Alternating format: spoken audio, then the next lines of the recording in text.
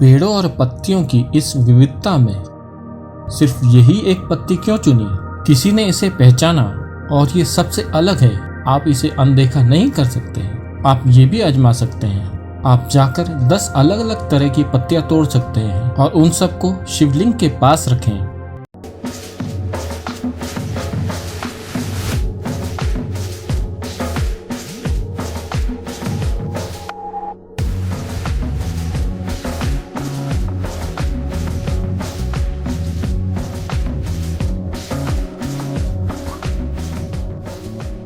बेलपत्र की क्या खासियत है? आपको समय बिताना चाहिए। इन सब चीज़ों के लिए आपको समय देना होगा। अगर आप इस पेड़ और उस पेड़ के साथ समय बिताते हैं, अगर आप ध्यानशील हो जाते हैं, तो आप देखेंगे कि आप सहज ही इसकी ओर जाएंगे, उसकी ओर नहीं। पेड़ों और पत्तियों की इस पूरी विविधता में उन्होंने एक ही पत्ती क्यों चुनी? किसी ने इसे पहचाना और ये सबसे अलग है। आप इसे अनदेखा नहीं कर सकते। ऐसा क्यों है? आखिरकार हर चीज धरती से उग रही है। नीम का फल और आम सभी इसी मिट्टी से निकलते हैं, लेकिन दोनों का स्वाद अलग है। जो लोग आध्यात्मिक मार्गों में हैं, वो लगातार हर संभव तरीके से सहारा ढूंढते हैं। जब आप एक लंबी यात्रा पे हो और खासकर वो इलाका आपके लिए अनजान हो, तो आप मार्ग में मिलने वाले हर छोटे से छोटे सहारे का इस्तेमाल करना चाहेंगे। अगर आप एवरेस्ट की चढ़ाई कर रहे हो, मान लीजिए आपके पास एक छोटी रस्सी है, आप वो छोटी रस्सी खोना नहीं चाहेंगे, क्योंकि कब वो रस्सी आपके काम आ जाए। वहीं आप अगर शहर में हो तो इस रस्सी को फेंक देंगे। लेकिन अगर आप उस तरह के नए और अनजान इलाके में हैं, तब आप रस्सी का एक छोटा टुकड़ा भी नहीं फेंकना चाहेंगे, क्योंकि आप नहीं जानते कल ये आपके कैसे काम आएगा। जब आप आध्यात्मिक मार्ग में हैं, तो यही बात लागू होती है, क्योंकि ये भी आपके लिए अनजान इलाका है।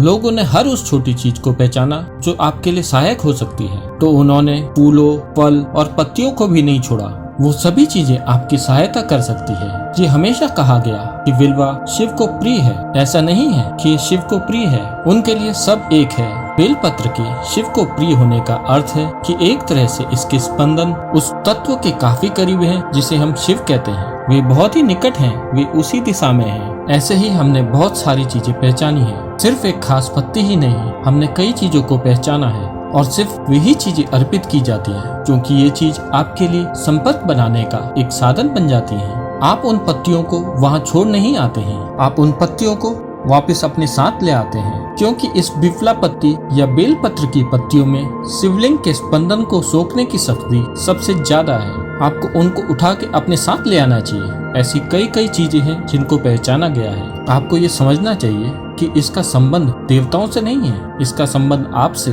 और किसी चीज तक पहुंच बनाने की आपकी काबिलियत से है। आप ये प्रयोग कीजिए, ध्यान लिंगा में जाइए और जैविक सूती कपड़ा पहन के वहाँ बैठिए और देखिए कैसा महसूस होता है। कच्चे रेशम का कपड़ा पहन के वहाँ बैठिए और देखिए कैसा महसूस होता है। कोई नायलॉन का कपड़ा पहन के वहाँ बैठिए और देखिए कैसा महसूस होता है। अपने चारों ओर कपड़ों की जगह प्लास्टिक लपेट के वहाँ बैठिए और देखिए कैसा महसूस होता है। किसी चीज पर विश्वास मत कीजिए, बस आप खुद ही 3-3 दिन एक किस्म के कपड़े पहन के वहाँ बैठिए।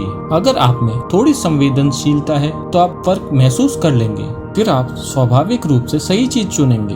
तो अहम चीज ये है, आप जब भी शिवलिंग के पास बैठें तो हर चीज जो भी आपके पास है वो ऊर्जा सोख कर आपको पोषित करने में मददगार होनी चाहिए। तो विल्वा में ऐसी खासियत है, आप उसे लिंग पे रखते हैं और फिर उठाते हैं तो ये उस स्पंदन को लंबे समय तक बनाए रख सकता है। ये आपके साथ बने रहता है। अगर ये आप अपने साथ कुछ दिन तक रखें तो इसका असर होगा।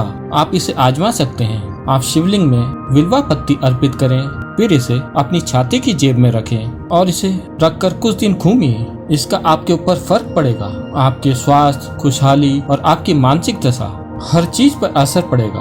तो लोगों ने इन चीजों को ध्यान देकर ध्यान में स्थिति में पहचाना। जंगल में कई तरह के पेड़ हैं, अलग अलग किस्म के पेड़ हैं। पेड़ों और पत्तियों की इस विविधता में उन्होंने सिर्फ यही पत्ती क्यों चुनी? क्योंकि किसी ने इसे पहचाना और ये सबसे अलग है। आप इसे अनदेखा नहीं कर सकते। आप ये भी आजमा सकते हैं। आप 10 अलग अलग तरह की पत्तियां तोड़ें और उनको लिंग के पास रख सकते हैं। फिर उन सबको अपने साथ ले जाएं, अपने पास रखिए। आप खुद ही अंतर देखेंगे। पर इसे देखने के लिए आपके अंदर एक खास तरह की संवेदनशीलता होनी चाहिए। लेकिन इसमें कोई शक नहीं है कि जो संवेदनशील है वो फर्क महसूस करेंगे। अपनी आंखें बंद करके आप 10 अलग अलग किस्म की पत्तियों का गुच्छा लें। उनको एक कपड़े में यूं बांधें ताकि आप उनको देख न सकें कि कौन सी पत्तियां हैं। आप उसे वहां रखें, मैं आपके लिए वो पत्ती पहचान लूंगा। आप विल्वा वहां रखिए और मैं बता दूंगा कि वो वहां है। उसके लिए आपको मुझे भी बुलाने की जरूरत नहीं है। आप अपना रुद्राक्ष लीजिए और वहां रखिए। वो बता देगा कि कौन सी विल्वा पत्ती है। वो आपसे थोड़ा ज्यादा बुद्धिमान